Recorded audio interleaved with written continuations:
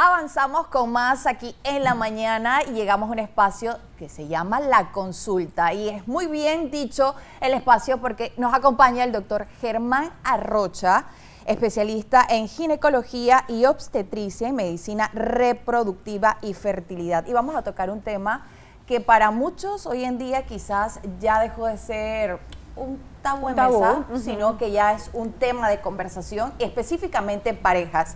Hablemos de qué estudios necesita una pareja antes de iniciar un tratamiento de fertilidad. Y con esto le doy la bienvenida, doctor. Gracias por acompañarnos. Gracias por acompañarnos. Sí, ¿qué tal? Muy buenos días. Primero que todo, gracias por la oportunidad de estar aquí. Y siempre para mí es interesante poder educar a esa población panameña, poder llegar con este mensaje. Y sí, esta es una parte que ya dejó hace muchos años de ser un tabú y se convirtió en una realidad. Así es. Toda paciente que tenga menos de 35 años y lleve más de un año intentando tener un hijo, o aquella que tenga más de 35 años y lleve menos de 6 meses o 6 meses intentando y no logra un embarazo, ya tiene que visitar un subespecialista en medicina reproductiva y hacerse estudios básicos, los cuales hay que evaluar primero que todo cómo está su función ovárica, cómo está su función uterina, ver cómo están las trompas de falopio y cómo está su factor ovulatorio. Y en el hombre tenemos que ver cómo está su estado de producción y desarrollo espermático. Doctor, escuchándolo automáticamente, cuando habla de hacerse esos estudios, ambos deben hacerlo en paralelo para descartar, para estar prácticamente, tener todo en orden y decir cómo está la fertilidad en la pareja. Claro que sí. Siempre yo le digo a los pacientes cuando acuden, eso es de dos, es una situación no solamente de la mujer, es una situación donde el hombre y la mujer juegan un rol importante.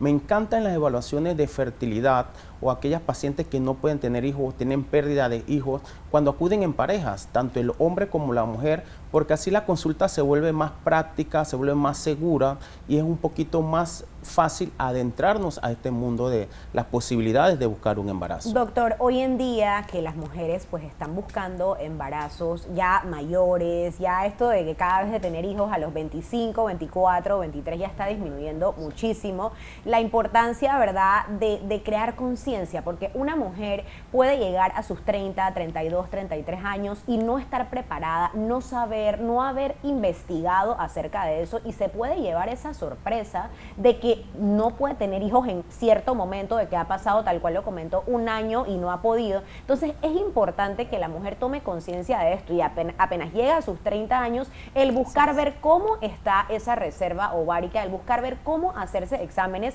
para estar segura de que pueda tener hijos, y la compañía sobre todo que siempre pues es válida de una mujer al momento de asistir a estas citas, porque ya por lo regular me imagino que cuando una mujer va a esta cita va un poquito tensa, va un poquito preocupada, ¿verdad? Ya lleva un rango de tiempo intentando buscar un bebé y no lo logra. ¿Qué exámenes exactamente, qué estudios debe hacerse, ya adentrando un poco en el tema, tanto la mujer como el hombre?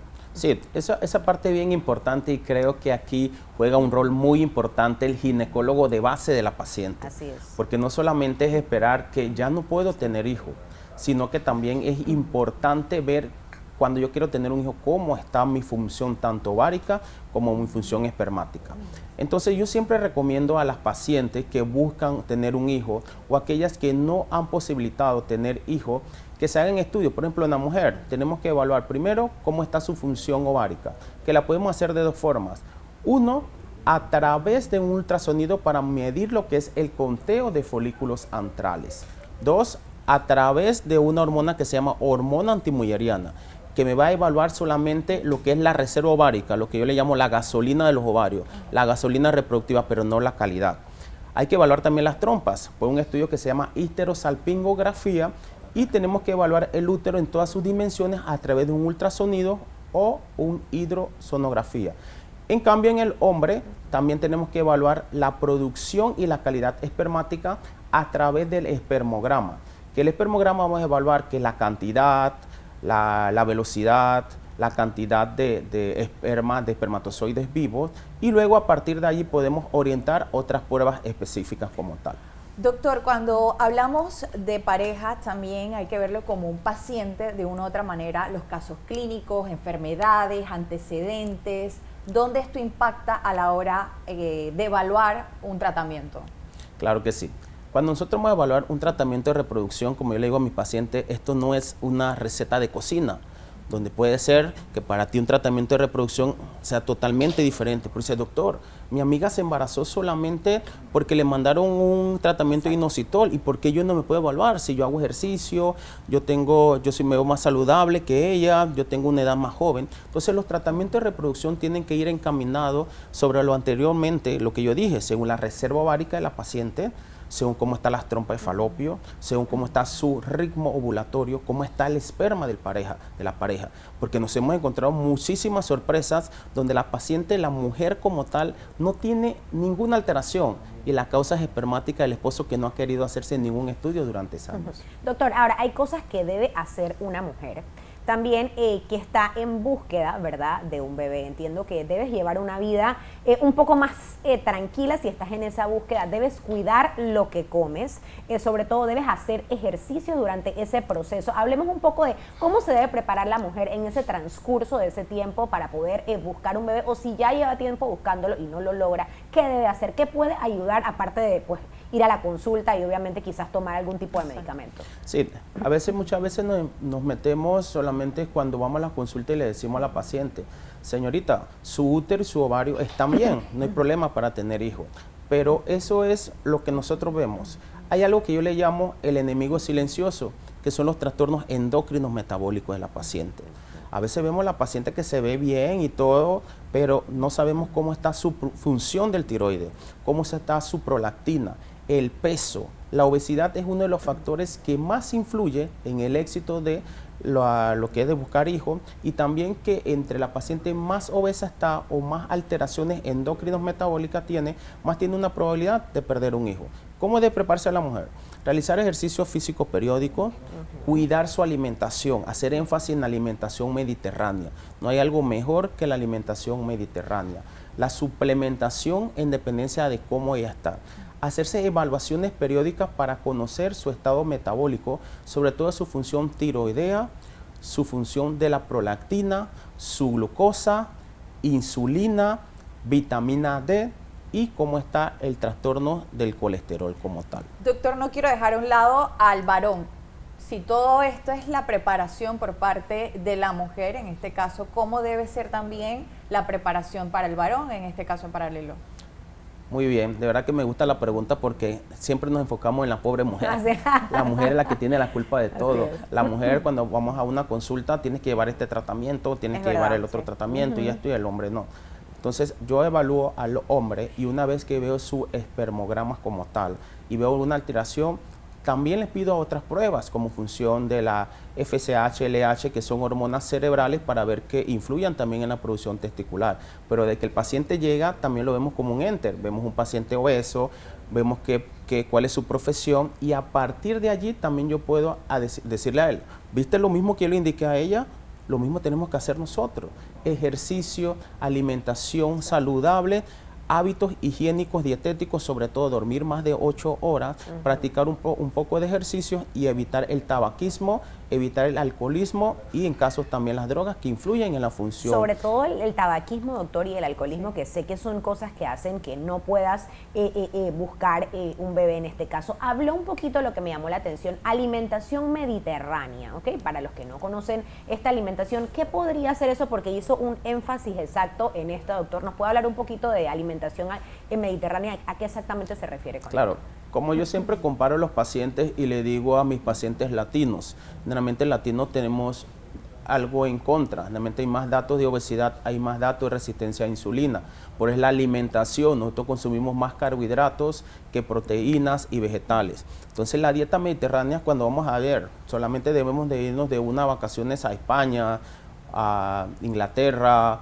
o nos vamos, por ejemplo, a Portugal, vemos cómo es la alimentación de ellos. La alimentación de ellos se basa sobre todo en proteína, se basa totalmente en granos, sobre todo almendras, se basa en quesos y la utilización de aceites naturales, sobre todo aceite de oliva. Entonces las proporciones son pequeñas, nos debemos basar, evitar un poquito los carbohidratos, pero también hay carbohidratos buenos, saber qué carbohidrato es bueno y hacer un plato más completo que un plato más lleno como tal. Proteína, un pedacito de carbohidrato, un pedacito de queso, algo de granos secos y sobre todo también cómo comernos esa dieta mediterránea, porque la dieta mediterránea también contempla no cantidad, sino varias proporciones al día. En la mañana el desayuno una proporción pequeña, al mediodía proporción pequeña, entre este desayuno hacer una merienda, después entre la cena y el almuerzo una merienda y en la cena otra merienda. ¿Por qué? Porque esto evita lo que se llama los picos de insulina, que es lo que nos dan mucha hambre a nosotros y buscamos los atragantones de dulce, galletas y ahí entonces pecamos. Y bueno, pasando a otros temas, doctor, pero adentrándonos a la parte de pruebas. Lo escuchaban antes detenidamente cuando hablaba de los estudios, el revisar cada una de las pruebas de laboratorio, pero ¿qué papel tiene las pruebas de transmisión sexual en este caso para las parejas de cara a un diagnóstico o de cara a un tratamiento para la fertilidad? Hace mucho tiempo se utilizaban y hace mucho tiempo nosotros, todas las personas que iban a entrar en cualquier tipo de tratamiento que no podían tener hijos, era lo primero que pedíamos. Ahora llegaron muchos desarrollos científicos y fueron dejando eso atrás. Ahora todo el mundo habla de back to basic, volver a la parte básica. Entonces, cuando hacemos cualquier tratamiento de reproducción, ya sea de baja complejidad y alta complejidad, le pedimos exámenes de transmisión sexual como VIH, sífilis, todo eso a las pacientes, pero aquellas pacientes que no se logran embarazar, que tienen antecedentes de pérdidas, es importante evaluar dos agentes causales de esta alteración como tal, ya sea que ayuda a perder al bebé o que también ayuda a no embarazarse, que son la clamidia y la trichomona. Entonces, hacer esos cultivos de estas pacientes, muchas veces me he encontrado pacientes que no se logran embarazar, que tienen este proceso infeccioso, o mujeres que tienen antecedentes de pérdida, tienen esta bacteria ahí presente. Entonces, me ayuda a tratarla y decir, bueno, ya traté esta parte, vamos a descartar que no sea por aquí donde no nos hemos embarazado, o por lo cual estamos perdiendo el hijo y entonces de ahí centrarnos en otras posibles causas. Doctor, le quiero preguntar si en su parte práctica usted también realiza una alianza con la parte de salud mental. ¿Y por qué lo pregunto? Porque escucharle a usted es un abordaje amplio, porque quizás una pareja se acerca a su consultorio y creen que el diagnóstico está por esta vía, pero hay una serie de pasos, de repente no es por aquí, y esa serie de estudios empieza a dilatar también a la pareja. Y eso puede llevarlos a otros temas, a otra parte emocional, a otra parte mental. Entonces, ¿cómo se hace ese balance entre un proceso donde se tienen que sostener, donde se va a necesitar esa fuerza, en este caso como pareja, pero también hay otro componente emocional y mental que está también chocando? Es como un golpe de fuerzas ahí. ¿Cómo se trabaja eso también en la parte de consulta? La parte funcional, la que nosotros llamamos sobre todo, ese conjunto de ideas o alteraciones que llegan, esos pensamientos abrumadores, ese cansancio, aunque no creas, es lo más importante en la medicina. Generalmente hay pacientes que esto es un estrés para ellos. Y aparte que ya tenemos un proceso en el cual no nos embarazamos, si agregamos al estrés, hay liberación de otras alteraciones como el cortisol que nos ayudan a intensificar o afectar más el proceso de reproducción porque bloquea las hormonas.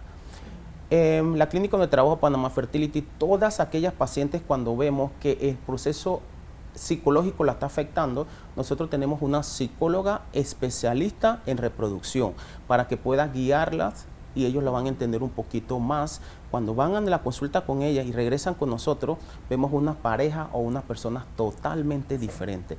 Y es verdad. Y otra vez te digo, gracias por la pregunta porque muchas veces nosotros nos olvidamos de esta parte. Nos olvidamos la parte funcional. Nos olvidamos que detrás de esa paciente que tiene un diagnóstico de no tener hijos hay una mamá, hay una Que hermana, está hay una tratando esposa de que está salir con todo tratando de de su salir día a de día, eso. así es.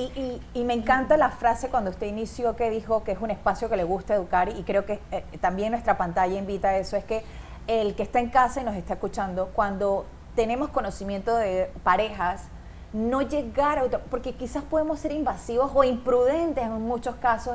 ¿Cuándo viene el bebé? O sea, Exacto. no sabemos detrás La de sociedad. todo esto, el proceso que hay como parejas. Y es más, invitarlos a sostenerlos, apoyarlos, Así es. a tener esa ilusión encendida y llevarlos en un camino, porque a veces quizás estamos tan robóticos, doctor, que golpeamos también esa parte emocional. Hace un año tuve una entrevista aquí y me pidieron al final, se estaba acercando Navidad y me pidieron un mensaje de qué decirle a las pacientes. Y el principal mensaje que dije, por favor no digan para cuándo los hijos. Exacto. Podemos que hoy yo esté aquí hablando tranquilo, pero yo estoy luchando un problema de infertilidad masculina. Así es. O cuando digamos a las parejas, oye, ¿para cuándo los hijos? ¿Cuándo tener hijos? No, yo no quiero tener hijos, yo no quiero tener eso, no. Pero es que están luchando. Exacto. Ajá, Y me he resulta encontrado incómodo. muchísimas personas del ámbito social, profesional, que los he escuchado en otros círculos hablando y diciendo que no quiero tener hijos, y son personas que están luchando. Entonces, no seamos imprudentes, nadie sabe la batalla oculta que están pasando muchísimas parejas, porque cada día son muchísimas las parejas, sin importar la edad, Así el es. estatus social, que están luchando por tener un hijo. Así es, doctor, y resulta bastante incómodo cuando te realizan, y a veces hasta se nota, doctor, se nota cuando la persona contesta, como que no, es que no quiero tener hijos, pero en el trasfondo se nota que quizás no es que no quieres, sino que, bueno, estás pasando, como usted dice, por una batalla silenciosa. Hablemos un poco, doctor, importante también de la reserva ovárica de la mujer. Sabemos que venimos a este mundo, vamos creciendo, mantenemos una reserva ovárica alta, por lo regular esto va disminuyendo a través que van pasando los años. Importante mencionarlo porque se preocupan a veces las mujeres, y he escuchado, ay, es que me hicieron el conteo de folículos antrales, tengo pocos, tengo 2, tengo 1. ¿Es posible quedar embarazada en ese proceso de quizás solamente tener un óvulo? Y usted lo comentó, dijo, calidad es lo importante, no cantidad. Si lo vemos con una mulleriana, también lo comentó, eso mide una parte, pero la calidad de los óvulos también es importante. Hablemos de eso. Claro que sí. La reserva ovárica la podemos medir de dos formas. Conteo de folículo antral a través de un ultrasonido, que yo cuento los folículos que tienen los ovarios. Y a través de la hormona antimulleriana en sangre, que no hay varios valores que no podemos estandarizar a las mujeres por un valor exacto, pero voy a hablar un poquito de esto porque a veces también se vuelven muy nerviosas cuando reciben esta prueba. Por ejemplo, se dice que la reserva ovárica es muy baja cuando está por debajo de 0.5. Cuando está en 0.51 es más o menos baja, pero cuando la tenemos entre 1.5 y 3.5 es adecuada, y por encima de 3.5 es alta. Ojo, esto nada más mide la gasolina del ovario, mide lo que es la vida reproductiva, pero no es la calidad. Y otra cosa, no es lo mismo tener 1 o 2 folículos a los 25 años que tenerlos a los 40 años. Porque si yo tengo 25 años, 30 años con 1 o 2 folículos o una reserva ovárica de 0.5, 0.6, yo puedo quedar embarazada. ¿Por qué? Porque ahí la calidad de esos ovocitos es mejor. Pero si veo a una mujer más de 35 años, vamos a ponerle 38 años, a esta edad la calidad va disminuyendo y los errores cromosómicos van aumentando. Es decir, que la mujer va a tener más dificultad para embarazarse. Correcto. Y si se llega a embarazar, tiene un porcentaje hasta de un 50 a un 60% que ese embarazo termina en aborto, porque encima de los 38 años aumentan las alteraciones cromosómicas. Y en el hombre también. Vamos a irnos al hombre porque no solamente vamos a hablar de la mujer. El hombre dice, yo tengo 50, 60 años, tengo una producción espermática adecuada. Ok, es verdad, tengo una producción espermática adecuada. Pero dentro de esos espermas, aunque salga el estudio espermático bien, los hombres tenemos una alta tasa de fragmentación espermática que está dada por una alteración en el proceso de formación de los espermas, o porque hay una oxidación rápida por el envejecimiento. Ese hombre tiene una adecuada producción espermática. Pero si yo hago un estudio de fragmentación espermática, me va a salir por encima del 35%, que quiere decir que es alta. ¿Qué quiere decir eso? Que tiene buena cantidad de esperma, pero la mayoría no son de buena calidad. Ahora, doctor, la pérdida que puede tener una mujer arriba de los 35 años, ¿puede afectar futuros embarazos? ¿También pueden caer en pérdida, o esto es algo normal después de esta edad? Sí, generalmente si tenemos una mujer tiene una pérdida, por ejemplo, por debajo de 35 años, ya nosotros como activamos el semáforo, oye, hay una pérdida. Pero si es por encima de 35 o 38 años, generalmente es muy esperado. Por ejemplo, una mujer puede tener una pérdida por encima de esa edad, pero por debajo de 35 años ya no es tan normal. Pero ya cuando tenemos dos pérdidas, sin importar la edad de la paciente, ahí tenemos que encaminar una serie de estudios para determinar cuál es la causa. Si la causa es por enfermedades propias de los embriones, si es una enfermedad propia del óvulo por envejecimiento, si es por la alteración o calidad de los espermatozoides o si es por enfermedades propias de la madre, sobre todo una enfermedad que es muy común, que es el síndrome antifosfolipídico, que la mujer desarrolla unos anticuerpos y eso se relaciona más comúnmente con las más de dos pérdidas del embarazo. Doctor, estoy segura que este espacio, si le ponemos un buzón, surgirán muchísimas más preguntas de las que hemos hecho aquí en la consulta. Si tuviera que hacer un 1, 2, 3 por un paso para el que acaba de encender, tiene una pareja, lleva ya cierto tiempo desde de estar buscando embarazo, ¿cuál debe ser ya como la primera alerta? ¿Cuántos meses ya acercarse a una consulta para ir preparando ese tratamiento? Más de 35 años, 6 meses intentándolo, sin éxito. Pero ese intento, es importante esto que le diga, teniendo por lo menos 1 o 2 veces relaciones por semana o teniendo relaciones en su momento fértiles. Si tiene menos de 35 años con estas características y más de 1 año intentándolo, también puede buscar ayuda. Y la parte más importante que me gusta, ¿por qué no aquellas pacientes que quieren buscar hijos no buscan una evaluación anterior y ya sabemos cómo está y nos evitamos todos estos dolores de cabeza? Sí. Entonces, este es el mensaje que yo les envío a la mayoría de los ginecólogos de cabecera de su paciente. Cada año no solamente evaluar PAP, ultrasonido y mama, también tenemos que salir a evaluar su reserva ovárica, porque ¿qué tal si en un momento dado yo no quiero tener hijos? Pero vamos a hacernos una hormona antimulleriana y nos damos cuenta que tiene 0.05. Oye, 0.05 con 25 años. Es momento de, si estamos casados, buscar un embarazo o congelar óvulos y embriones. Y le estamos salvando la vida reproductiva a una paciente. Bueno, agradecerle al doctor Germán Arrocha por todo este despliegue, por esta consulta, el poder intercambiar estas interrogantes. Aquí dejamos nuestro espacio, Felina, abierto a través también de las redes sociales cuando vean este segmento. Dejarle esa pregunta al doctor para una siguiente ocasión. De verdad, muchísimas gracias por acompañarnos aquí. Gracias, doctor. ¿Dónde lo podemos encontrar? Importante para las que están viendo en pantalla, si quieren buscar alguna consulta y no tienen hasta este momento una guía en el tema de la fertilidad. Claro que sí, me pueden encontrar en Instagram como doctor-fertipana. Y también me pueden encontrar en Panamá Fertility, pueden entrar a www.panamá Fertility o nos busquen en Instagram como Panamá Fertility y escriben allí y podemos agendar una cita conmigo o directamente en mi número de teléfono 6728-8846 y será un agrado para mí ayudarlos y guiarlos en este caótico y emocionante mundo de la medicina reproductiva. Muchísimas gracias, doctor, por estar con nosotros. Usted ya sabe, busque esa atención antes de que llegue esa etapa, ese momento incómodo y quizás usted no pueda tener y en este momento no lo sabe.